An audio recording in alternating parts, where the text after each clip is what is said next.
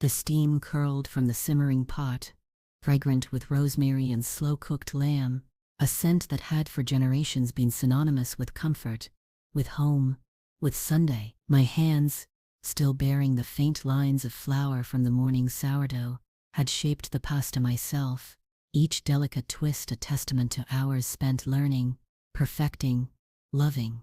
It was Michael's favorite, had always been, ever since he was a boy, clamoring for Mama's pasta.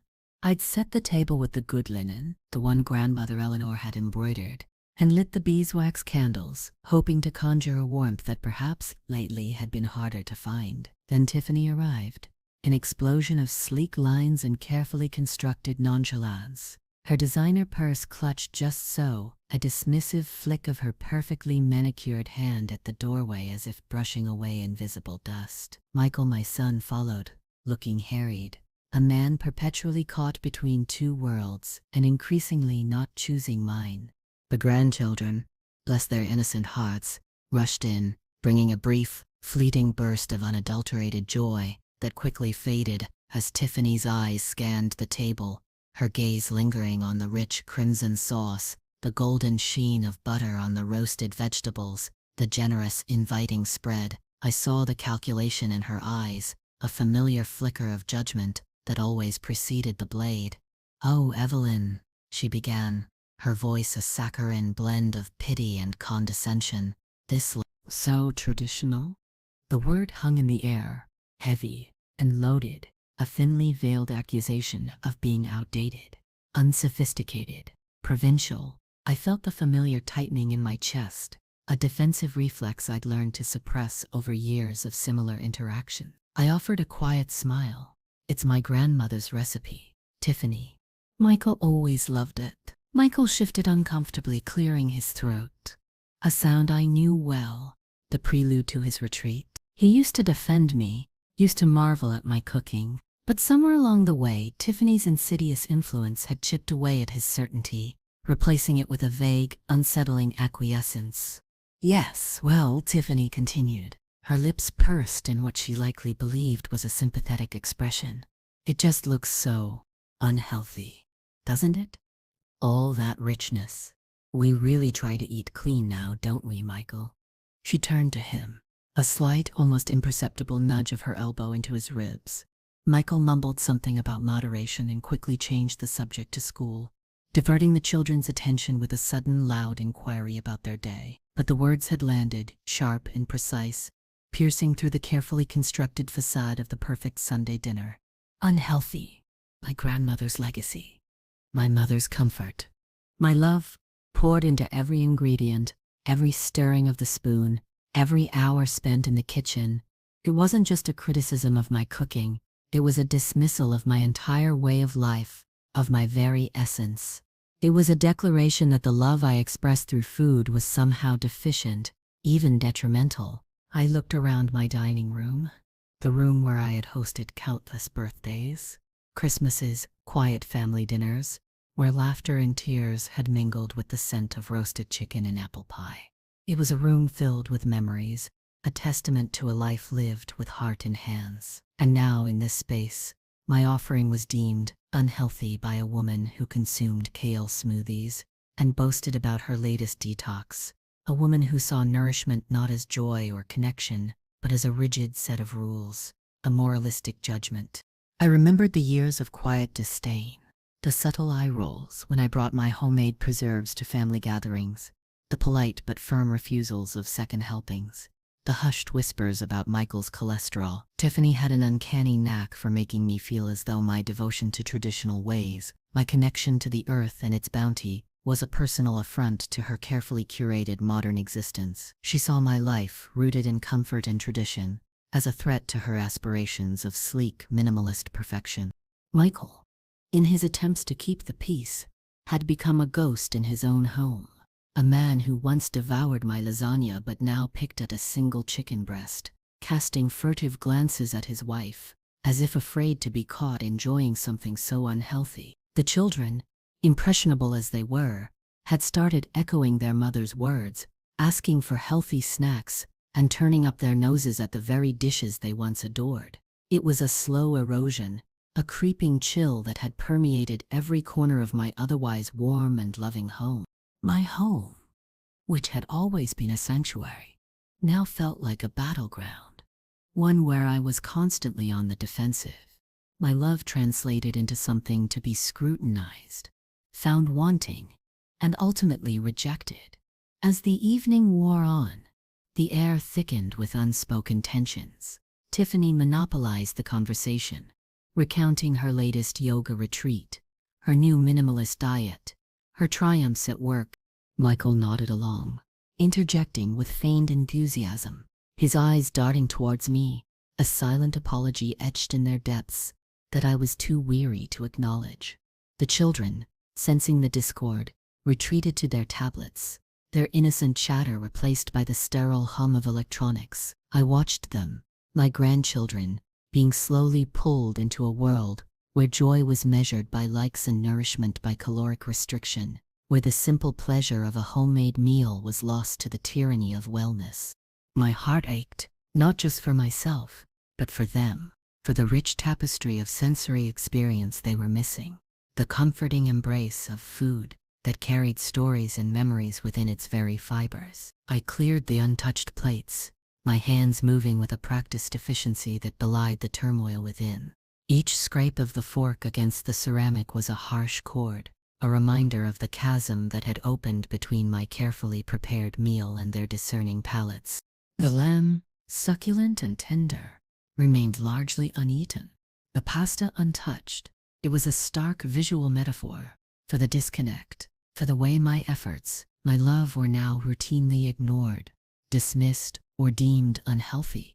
Later, long after they had departed in a flurry of polite goodbyes and empty promises of the next visit, I sat alone at the dining table, the candles guttering, casting long dancing shadows on the walls. The silence was profound, broken only by the tick-tock of the old grandfather clock in the hall. The aroma of the uneaten food lingered, a ghost of a dinner that had failed to connect, to nourish in the way I had intended.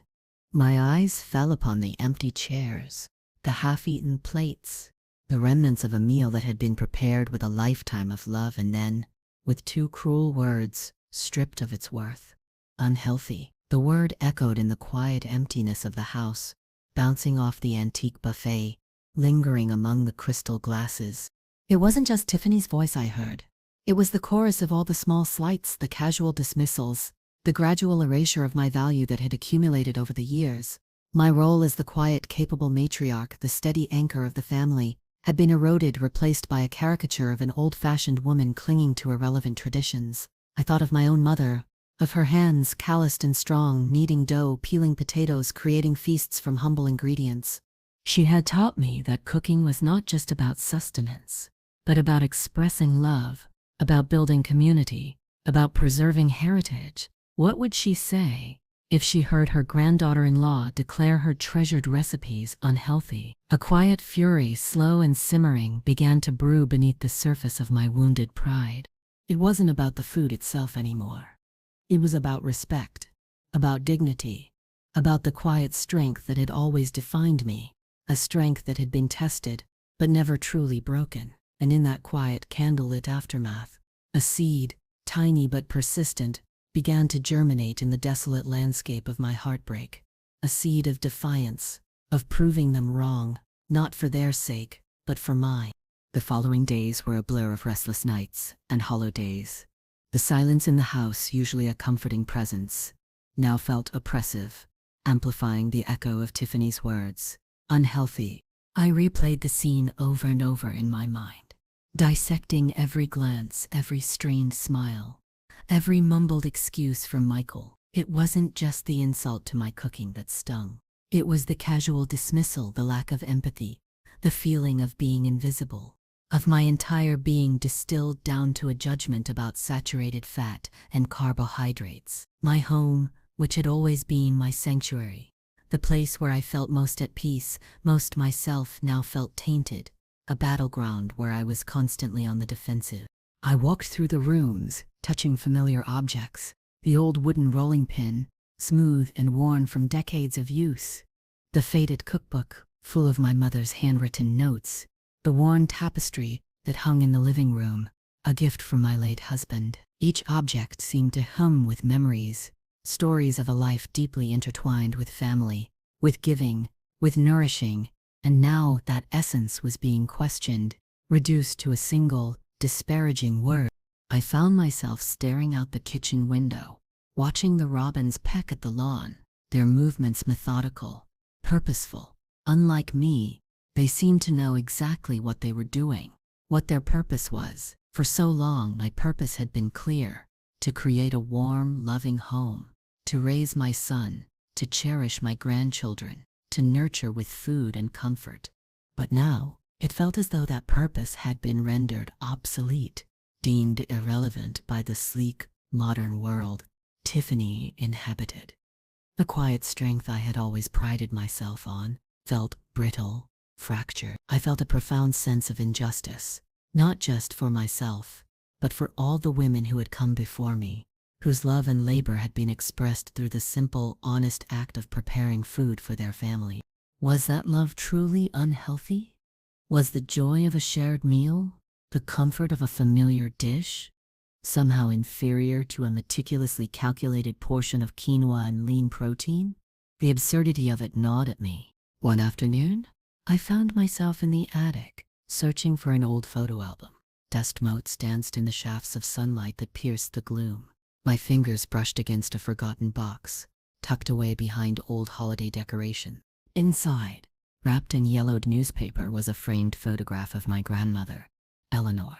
She stood in front of her bustling kitchen, her apron flour-dusted, a wide, joyous smile on her face, a platter piled high with golden brown pierogi cradled in her arms. Her eyes, so much like my own, sparkled with an irrepressible spirit. And next to the photo, a small leather-bound journal. I recognized it immediately. Her recipe book filled not just with ingredients and measurements, but with anecdotes, observations, philosophical musings about the true meaning of food. I sat down on a dusty trunk, carefully unwrapping the brittle pages. Her elegant script filled the margins, talking about the importance of fresh seasonal ingredients, the warmth of a shared table, the way food connected generations. True health, she had written in a bold, sweeping hand, comes not just from what is on the plate, but from the love that puts it there, and the joy with which it is shared. A quiet wave of defiance washed over me. This was my legacy, this quiet strength, this connection to a wisdom far older and deeper than Tiffany's fleeting trends. My grandmother's words resonated within me, a clear, ringing bell against the harsh clanging of Tiffany's judgment. Unhealthy. Was her intention simply to dismiss my cooking? Or was it something more insidious? Was it to diminish me, to make me feel small and inconsequential, so that her own perceived superiority could shine brighter? The thought was a bitter pill, but it brought with it a clarity that cut through the fog of hurt. I had always been the quiet one, the steady one, the one who didn't demand attention. Tiffany, with her glittering ambition, perhaps mistook my quietness for weakness, my steadfastness for stagnation. She had likely seen my home, my kitchen, my very way of being, as an obstacle to her vision of how Michael's family should be. Modern, sleek, devoid of the unhealthy baggage of tradition. But weakness? No. I had weathered more storms than Tiffany could ever imagine. Storms that had left me scarred, but never broken. I had raised my son largely alone, navigating financial hardship and emotional burdens with quiet determination. I had built this home brick by brick, memory by memory, from the ground up, not just a physical structure, but a haven. And I had always done it with my hands, with my heart, with the food that flowed from my kitchen. To be called unhealthy was not just an insult, it was a challenge, a gauntlet thrown down. I looked at grandmother Eleanor's smiling face, at the worn pages of her journal, and a sense of purpose, long dormant, began to stir within me. It wasn't about revenge, not truly. It was about reclaiming my truth, my value, my story. It was about proving, to myself more than to anyone else, that the love I poured into my cooking was not only healthy, but vital, essential, life-affirming. The idea, still nebulous, still forming, began to take shape, born from the depths of betrayal and the quiet resilience of a woman who had been underestimated for far too long. I closed the journal, holding it tightly to my chest, a small rebellious spark igniting within me. The taste of simmering resentment still lingered, but beneath it, a new flavor was emerging, the sharp, invigorating tang of possibility. The idea, once a fleeting wisp of defiance, began to solidify, taking on a tangible form in the quiet hours of my nights. It wasn't a whim, not truly. It was a culmination of years of quiet frustrations, of feeling my contributions shrink in significance, of being slowly, subtly erased. Tiffany's cruel pronouncement had simply been the catalyst, the spark that ignited a flame I hadn't realized was smoldering beneath the surface of my seemingly placid existence. Unhealthy. The word was a constant companion, a ghost whispering in my ear as I performed the mundane tasks of my day. I'd find myself looking at my kitchen, not as the heart of my home, but as a silent witness to my undervaluing. This house, this beautiful, sprawling house, filled with echoes of family laughter and the scent of baking bread, had become a cage, a place where my identity as a nurturer, a keeper of tradition, was stifled. I started by pulling out all my old recipe books, not just grandmother Eleanor's, but my mother's, and my own meticulously compiled binders, filled with handwritten notes, clippings, and cherished family secrets. I spread them out on the dining table, the same table where Tiffany had delivered her judgment. This time, however, the table became a canvas for my rebellion. I ran my fingers over the faded covers, the dog-eared pages, the grease stains and flour smudges that told their own stories of countless meals, of love shared and lessons learned. There was the shepherd's pie recipe that had comforted Michael through countless childhood illnesses, the apple tart that had graced every birthday, the rich mushroom soup that could chase away any winter chill. These weren't just recipes, they were narratives, encapsulating the essence of generations of women who had nourished their families with simple, honest food. Tiffany might call it unhealthy, but I knew deep in my bones that it was the healthiest kind of love there was. My mind, usually content to wander through familiar domestic landscapes, began to hum with a new kind of energy, an analytical, strategic hum. I started researching, not just recipes but business plans, permits, kitchen equipment, marketing. I spent hours at the local library, surrounded by books on entrepreneurship, restaurant management, food safety. The librarians, usually seeing me only for fiction, gave me curious glances, but I paid them no mind. My quiet strength, long channeled into homemaking, was now being redirected, focused with an intensity that surprised even me. I learned about zoning laws, health inspections, the formidable costs of commercial ovens, and walk-in freezers. It was a daunting landscape, full of pitfalls and challenges, far removed from the comforting familiarity of my domestic kitchen. There were moments, late at night, when doubt would creep in, insidious whispers about my age, my inexperience, the sheer audacity of my ambition. Who are you, Evelyn? A grandmother who bakes pies. To open a restaurant? You'll fail. You'll lose everything. But then I'd remember Tiffany's face, that condescending smirk, the dismissive wave of her hand, and the doubt would recede, replaced by a surge of cold, determined resolve. This wasn't about proving her wrong for her benefit. It was about proving to myself that I was more than the sum of their dismissals. It was about reclaiming my own narrative, about demonstrating that my quiet traditional skills had immense value, a value that could not be diminished by superficial judgments. I began to look for a location, discreetly of course. I didn't want Michael or Tiffany to catch wind of my plans until they were well underway. I spent weekends driving through old neighborhoods, looking at dilapidated storefronts, imagining them transformed. I pictured a place that felt like home, not a sterile, modern eatery, but a place that smelled of yeast and roasting vegetables, a place where people felt welcome, where they could find comfort and connection. I found a small, unassuming building on the edge of the historic district.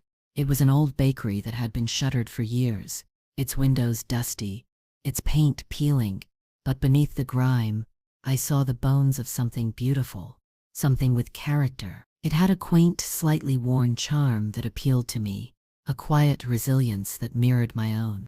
I saw the possibilities, not just for a restaurant, but for a haven, a place where my unhealthy cooking could be celebrated, where the love poured into it could be truly tasted and appreciated. I knew it would be a monumental undertaking. I had some savings, carefully accumulated over decades from a modest inheritance from my parents and frugal living. Michael had once suggested I invested in something more lucrative, something modern, but I had held on to it. A quiet reserve against an uncertain future. Now, it felt like providence. This was my investment, not in the stock market, but in myself, in my own capabilities, in my own truth. The quiet secret planning was exhilarating, a clandestine operation that filled me with a sense of purpose I hadn't felt in years. I learned how to use online mapping tools to measure distances, how to estimate renovation costs, how to navigate the labyrinthine world of small business loans. I even started sketching out potential menus, drawing on my extensive collection of family recipes, imagining how I could adapt them for a commercial kitchen, while retaining their essential character, their nourishing heart. I envisioned dishes that were rich, flavorful, comforting, the very things Tiffany had disparaged, but made with the freshest, highest quality ingredients, prepared with meticulous care, dishes that were truly healthy in the most holistic sense of the word.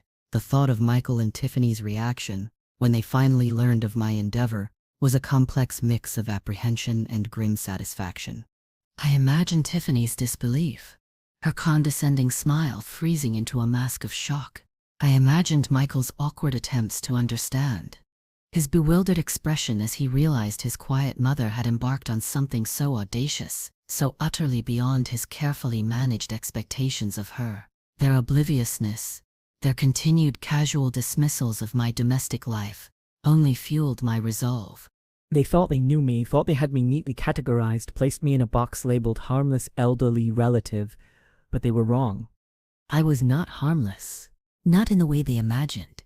I was a woman who had learned to wield her quiet strength, and now that strength was being channeled into something tangible, something that would not only feed bodies but also nourish a long-dormant part of my own soul. The secret plan felt like a cocoon, wrapping me in a determined silence, shielding me from their judgments until I was ready to emerge, fully transformed into a new, unexpected chapter of my life. The day I finally approached Michael and Tiffany with my news felt strangely anticlimactic, at least on my part. I had built up the moment in my mind for weeks, rehearsing the words, anticipating their reactions. But when it came, it was delivered with a quiet calm that even surprised me. We were gathered for a casual Sunday brunch, this time at their impeccably minimalist home, a sterile landscape of muted tones and sharp edges, where even the air felt filtered and controlled. "I've bought the old bakery on Elm Street," I said, stirring my tea slowly, watching the steam rise. "I'm going to open a restaurant." Michael nearly dropped his coffee cup.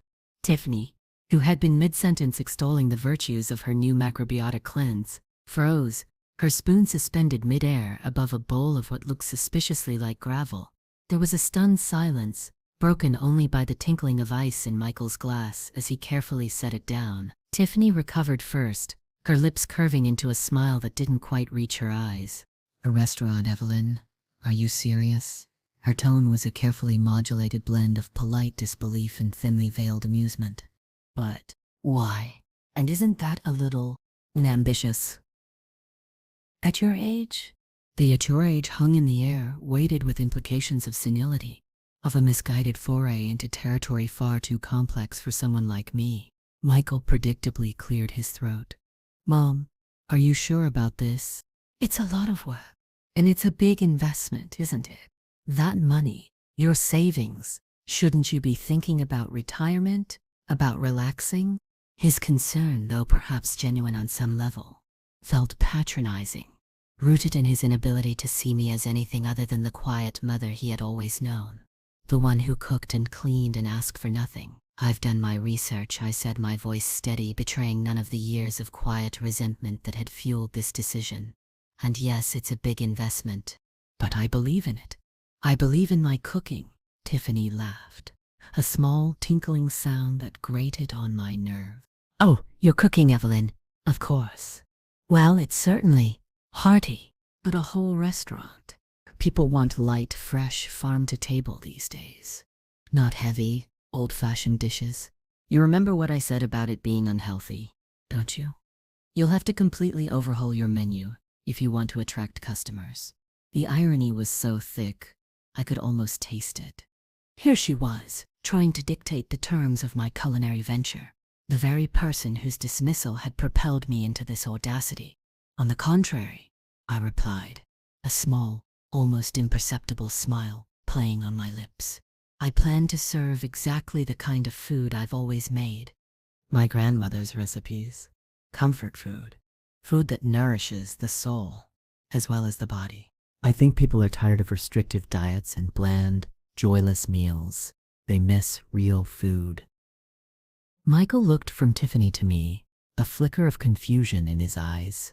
He probably hadn't registered the depth of Tiffany's previous insult, or perhaps he had simply chosen to ignore it, a habit he'd developed for navigating their marriage.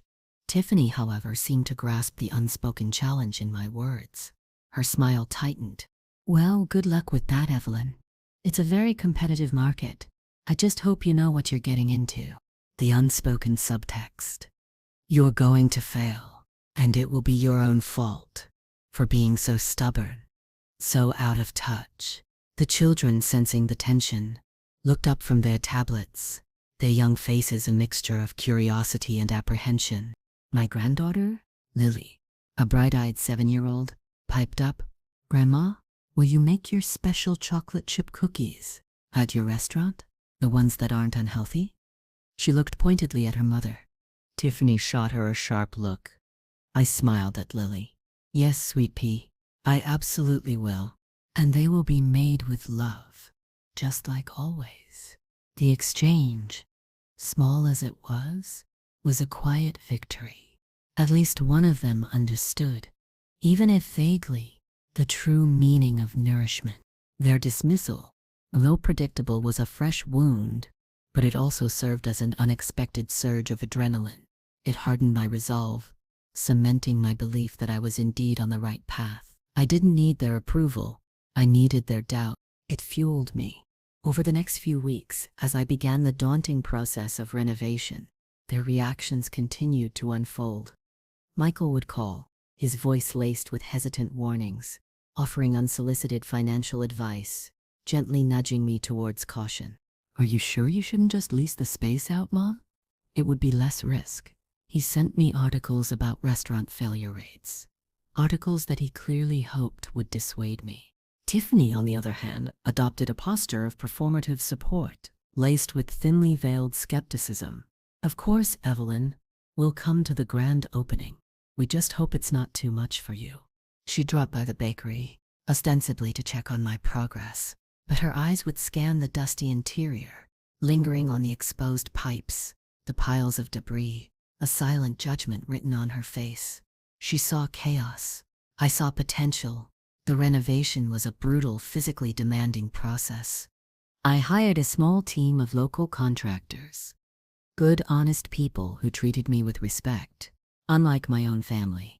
I spent hours at the site, supervising, cleaning, even doing some of the demolition myself. My hands aching, my muscles screaming, but my spirit buoyed by a fierce determination. I chose materials that felt warm and inviting. Reclaimed wood for the tables, soft lighting, a deep, comforting green for the walls. I wanted the space to feel like an extension of my home, a place where everyone felt welcome. A neighbor, an older gentleman named Arthur, who had lived in the district for decades, would often stop by, offering a word of encouragement, a cup of coffee. He'd seen the bakery in its heyday, and his quiet belief in my vision was a balm to my soul, a stark contrast to the subtle undermining from my own family. He shared stories of the old baker, a woman much like my grandmother, whose hands spun magic from flour and water. His words connected me to a lineage of quiet strength, of women who built their lives with purpose and passion. The true cost, I realized, wasn't just financial. It was emotional. I felt a growing distance from Michael, a chasm that widened with every dismissive word from Tiffany, every hesitant warning from him. My phone calls to them became less frequent, my replies short. It wasn't anger. Not exactly. It was a profound sense of loneliness, mixed with a fierce independence. I was building something, brick by brick, dream by dream, and they were spectators, standing on the sidelines, waiting for me to fall. But in that solitude, I found a new kind of strength, a self-reliance I hadn't known I possessed. The weight of their expectations, their quiet judgment, began to lift, replaced by the exhilarating burden of my own responsibility, my own dream. I was creating not just a restaurant but a monument to quiet defiance, a testament to the power of a woman underestimated. And with every nail hammered, every coat of paint applied, every antique chair carefully chosen, I felt myself becoming more whole, more grounded, more truly Evelyn. The scent of sawdust and fresh paint was a far cry from the lamb and rosemary of that fateful Sunday, but it was in its own way the scent of new beginnings, of a healing defiance. The grand opening of Evelyn's kitchen dawned under a clear, crisp autumn sky, a day that felt both impossibly distant and terrifyingly immediate. I had spent countless sleepless nights, haunted by what-ifs, by the sheer audacity of it all. My hands, once accustomed to the familiar comforts of a domestic kitchen, were now calloused and stained, a testament to months of hauling, scrubbing, painting, and polishing. The old bakery, once a derelict shell, had been transformed. The reclaimed wood tables gleamed under soft, warm lighting. The walls, painted a comforting sage green, offered a gentle backdrop to the antique crockery and framed botanical prints I'd carefully selected. The air, finally, was heavy with the rich, inviting aroma of yeast, roasting garlic, and simmering broth, the very scents Tiffany had deemed unhealthy. The morning of the opening, I was a bundle of nerves and quiet determination. I wore a simple, linen apron over my best dress, my hair pulled back neatly, my hands trembling slightly as I arranged the display of freshly baked sourdough and my famous chocolate chip cookies. I had decided to offer a small, curated menu for the first few weeks, focusing on the dishes that truly spoke to my heart.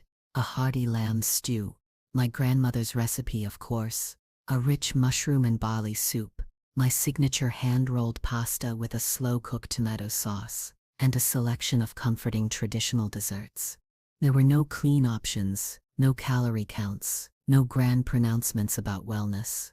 Just honest, delicious food, made with love and the finest local ingredients I could source. At precisely 11 o'clock, I unlocked the heavy oak door. The bell above tinkled, a cheerful, welcoming sound. The first few customers were neighbors, Arthur among them, his eyes twinkling with quiet approval. Then came a smattering of curious locals, drawn by the scent and the inviting warmth emanating from within. Michael and Tiffany arrived fashionably late, as expected. Tiffany swept in, impeccably dressed, her eyes doing a swift, almost imperceptible scan of the room, calculating, judging.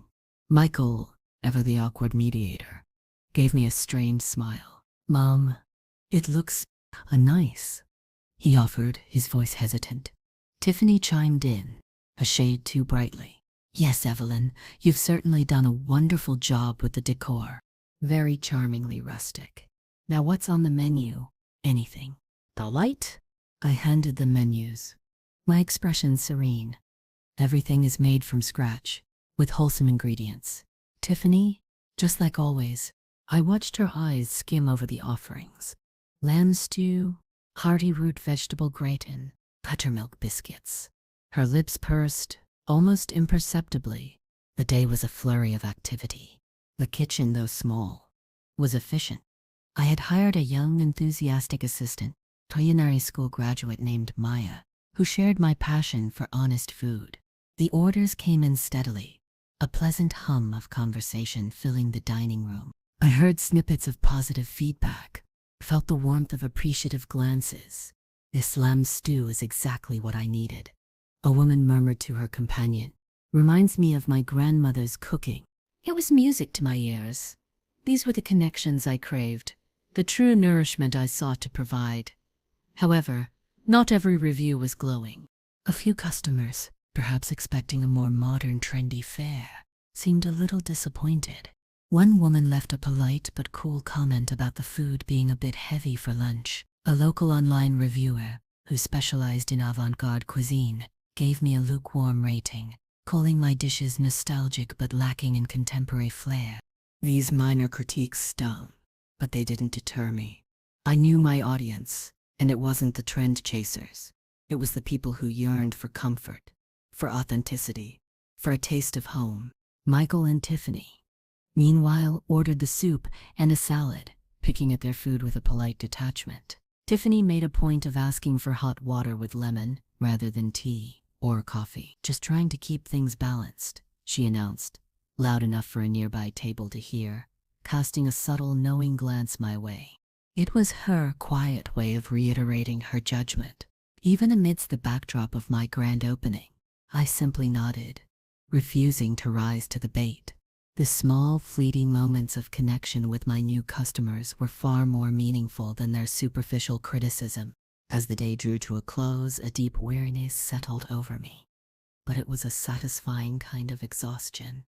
Unlike the hollow fatigue that had plagued me before, the last customers departed, leaving behind a faint scent of roasting garlic and contented sighs. Michael and Tiffany lingered awkwardly, waiting perhaps for me to acknowledge their support.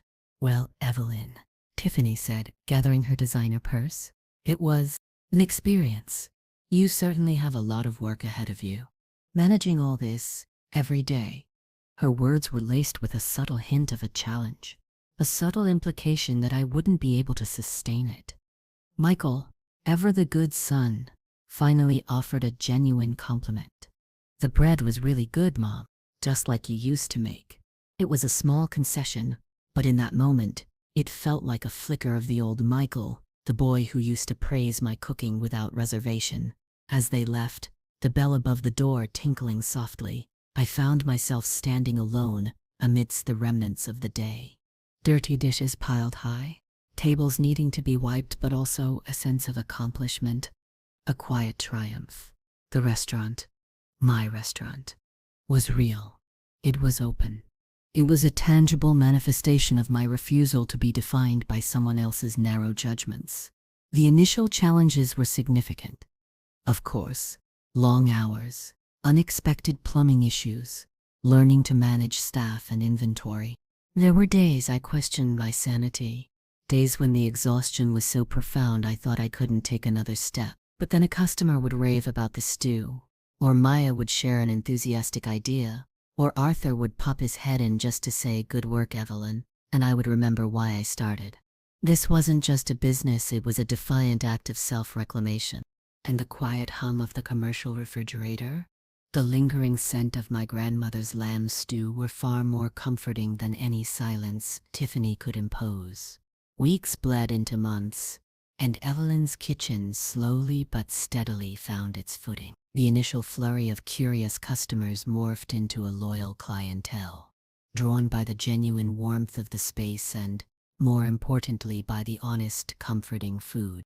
Word of mouth, the most powerful advertising, began to spread through the community. People started to call my dishes authentic, soul-warming, a taste of home. The unhealthy label Tiffany had slapped on my cooking seemed to melt away under the genuine appreciation of those who truly understood the value of a lovingly prepared meal. My signature dishes, the very ones Tiffany had scoffed at, the hearty lamb stew, the creamy mushroom soup, the slow-cooked tomato pasta, became the most popular. It was a delicious irony, almost too perfect. I had consciously chosen to lean into the very qualities she had deemed weaknesses, transforming them into strengths, into the very essence of my restaurant's appeal. I found a rhythm in the kitchen, a dance between the controlled chaos of lunch rush and the quiet precision of dinner prep. Maya, my assistant, proved to be an invaluable asset. not just for her culinary skills, but for her genuine enthusiasm and shared belief in the power of good food. We would often chat late into the evening, after the last customer had left, discussing new menu ideas, local ingredient sourcing, and the simple joy of seeing people enjoy our creations. She brought a youthful energy, a fresh perspective that complemented my traditional approach, and together we refined recipes, ensuring quality and consistency. One chilly afternoon, a woman with keen, observant eyes and a small notebook sat quietly in a corner, ordering the lamb stew. She ate slowly, savoring each bite, occasionally jotting down notes. I recognized her from local food blogs. A respected, if sometimes notoriously harsh food critic named Clara Thorne. My heart hammered a little faster. This was it. The moment of truth. She finished her meal, then ordered the apple tart, consuming it with the same focused intensity. Before leaving, she approached the counter. "Evelyn," she said, her voice deep and thoughtful, "that was truly remarkable. A rare gem. It's been a long time since I tasted food with so much heart." She didn't stay to chat, just offered a small knowing smile and departed. The review, when it came out a week later, was a revelation. It wasn't just positive, it was effusive. Clara Thorne praised Evelyn's kitchen as a sanctuary of authentic flavor in a world obsessed with fleeting trends.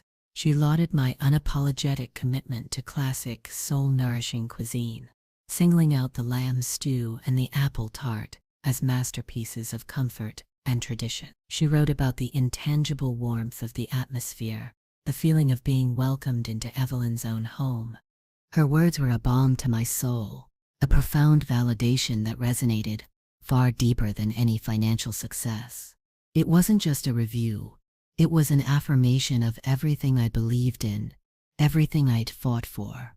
The effect was immediate and overwhelming. Reservations flooded in. The phone rang off the hook. People started traveling from neighboring towns just to experience Evelyn's kitchen. We were constantly busy, and the small, intimate space often had a line out the door. The word unhealthy was no longer whispered in my presence. It was shouted from the rooftops that my food was irresistible, addictive, the best comfort food in the state. Michael and Tiffany, of course, took notice. Their calls became more frequent, their tones subtly shifting. Tiffany especially began to show a new, almost fawning interest. "Evelyn, darling, I saw Clara Thorne's review. Absolutely incredible. Who knew your little place would be such a hit?" The little place was still there, of course. A subtle attempt to diminish, but it was overshadowed by the forced enthusiasm. Michael, for his part, seemed genuinely surprised, a flicker of pride in his voice, mixed with a palpable sense of bewilderment. He started bringing his colleagues to the restaurant for lunch, preening slightly under their impressed glances. "That's my mother's place," he'd tell them, a newfound ownership in his voice. Tiffany began to offer unsolicited advice on my branding, my marketing, even my menu. "Evelyn, you really should consider a light fare section. Maybe a kale salad? Everyone's doing it. Or, have you thought about expanding? I know a fantastic business consultant. She could really help you scale up." She even suggested I change the name of the restaurant, perhaps to something more modern and marketable. The audacity was breathtaking. The very person who had dismissed my cooking as unhealthy was now trying to ride the coattails of my success, attempting to reshape my vision to fit her own superficial sensibilities. She saw my success not as a testament to my skill or resilience, but as an opportunity, a commodity to be exploited. I met her suggestions with polite but firm refusals. "Thank you, Tiffany, but I think Evelyn's kitchen is doing just fine as it is." The unspoken subtext. This is my kitchen, my vision, and it has nothing to do with you or your fleeting trends. The tension between us, once unspoken, now crackled just beneath the surface of their feigned support.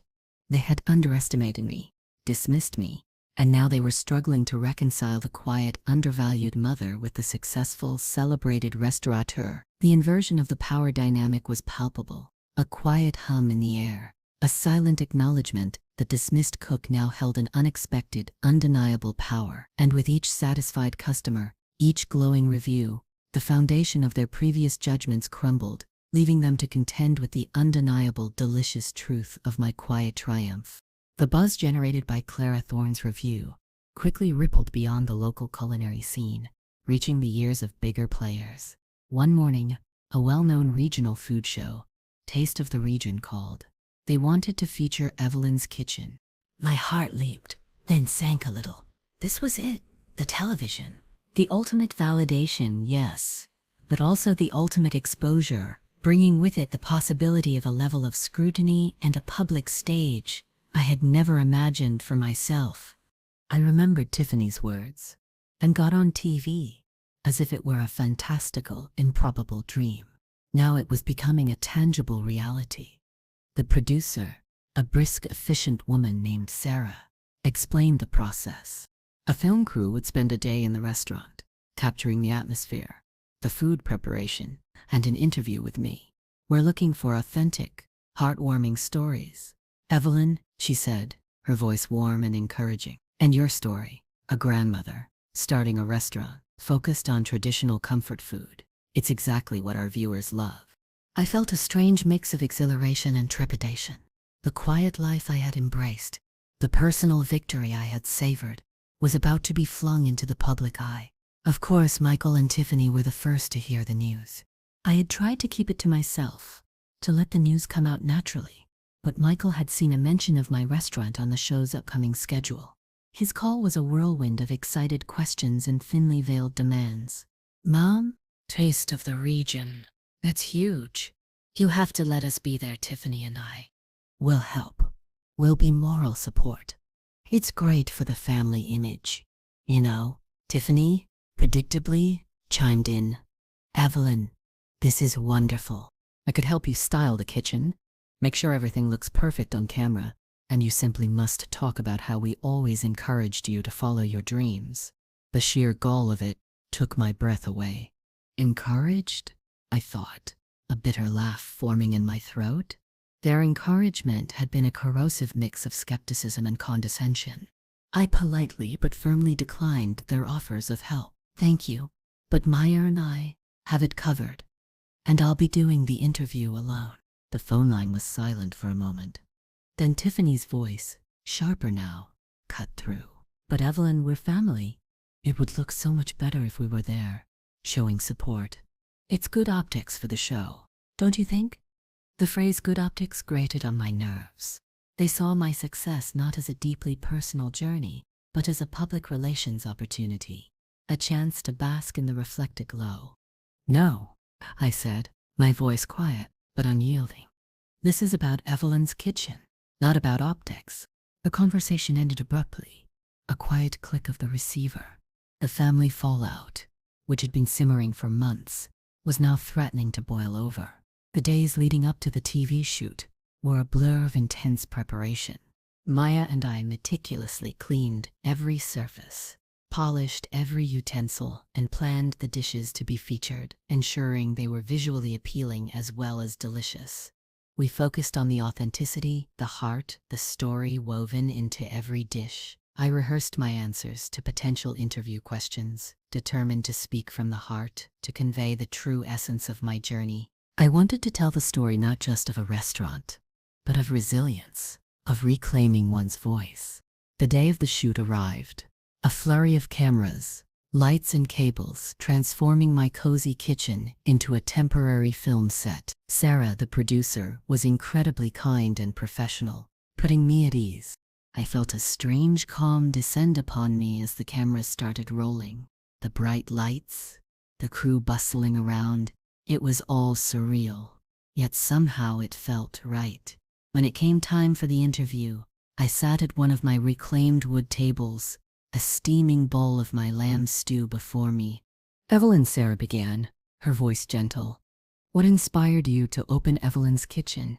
I looked directly into the camera, and for a moment, I saw not the lens, but Tiffany's condescending smile, heard her pronouncement of unhealthy. I wanted to share food that nourishes not just the body, but the soul, I began. my voice clear and steady. For years I've poured my love into cooking for my family, using recipes passed down through generations. These recipes, these meals, they were my way of showing care, of building connections. But sometimes I paused, a bittersweet ache in my chest. Sometimes that love wasn't understood.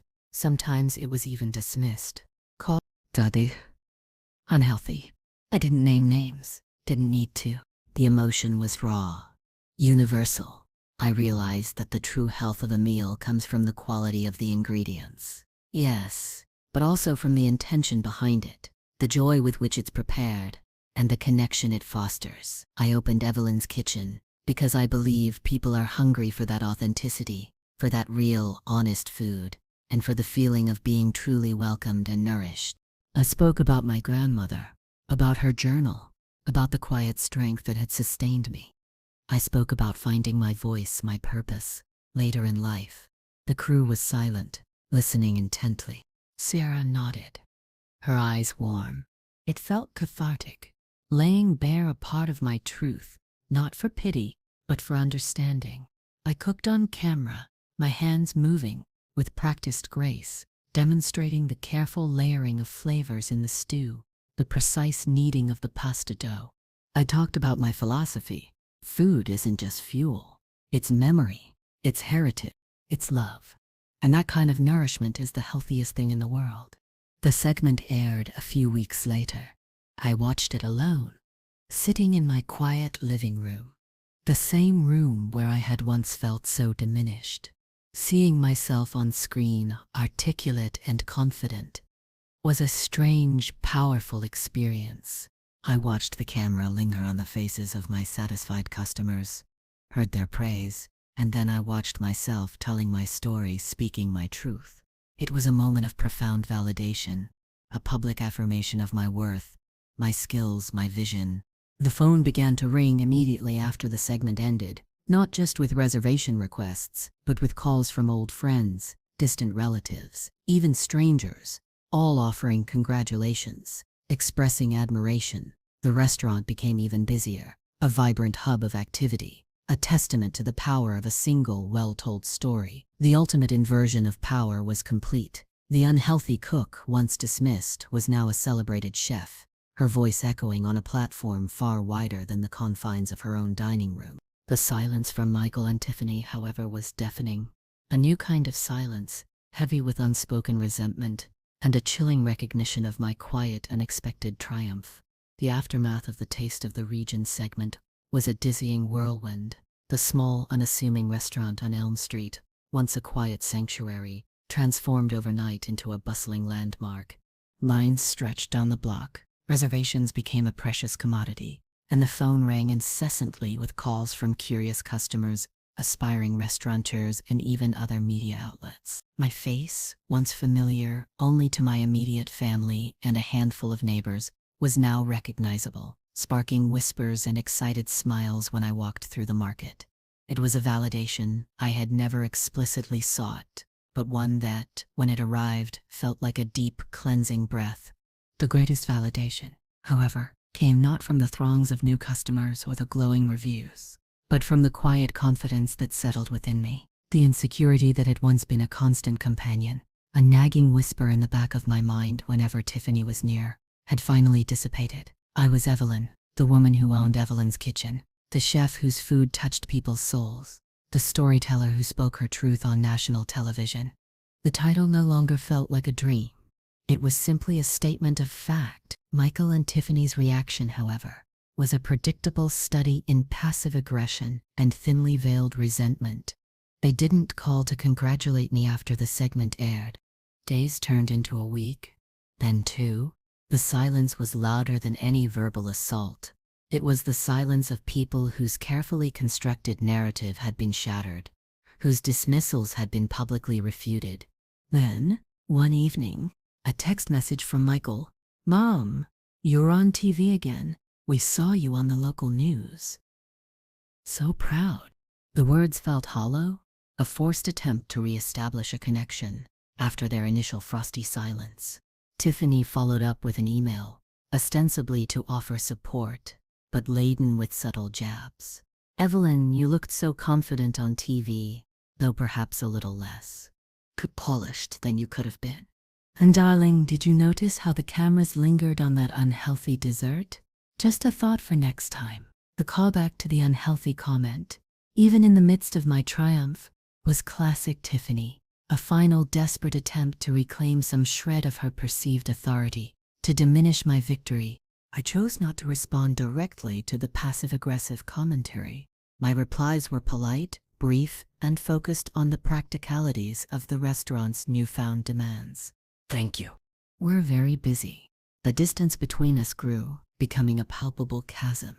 They called less often, and when they did, their conversations were strained, artificial. They tried to visit the restaurant, but now it felt less like a family visit and more like an inspection. Tiffany would whisper suggestions in the middle of a bustling lunch service, or try to introduce me to her influential friends, as if my success was a recent discovery she had personally orchestrated. I would smile, deflect, and gently steer them towards a table, allowing Maya or one of my other staff members to handle their requests. They were no longer privy to the quiet intimacy of my kitchen, the heart of my creation. They were customers, nothing more. The final painful confrontation came, not with a shouted argument, but with a quiet, devastating realization. One afternoon, Lily, my granddaughter, came to visit me at the restaurant. She had sneaked away from her mother, who was busy gossiping with a group of friends at a nearby table.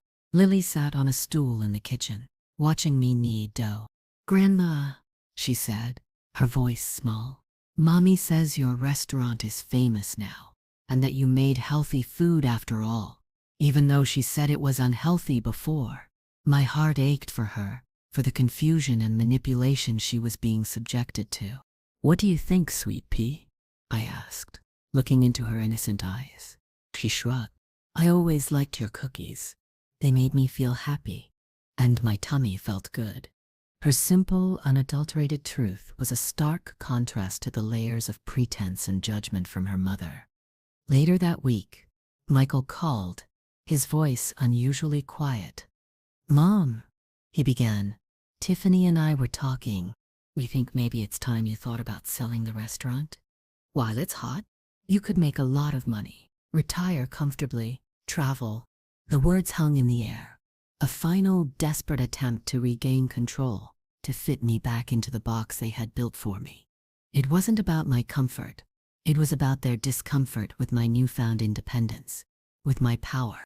They wanted to sever my connection to this place, this manifestation of my defiance, and turn it into a financial transaction that they could understand and perhaps even benefit from. I listened to him, my gaze drifting to the bustling dining room, filled with laughter and the clinking of cutlery, the warm glow of conversation. I thought of the scent of my grandmother's stew simmering on the stove, of the satisfied smiles on my customers' faces, thought of the quiet strength that had allowed me to build this, brick by brick, against their skepticism.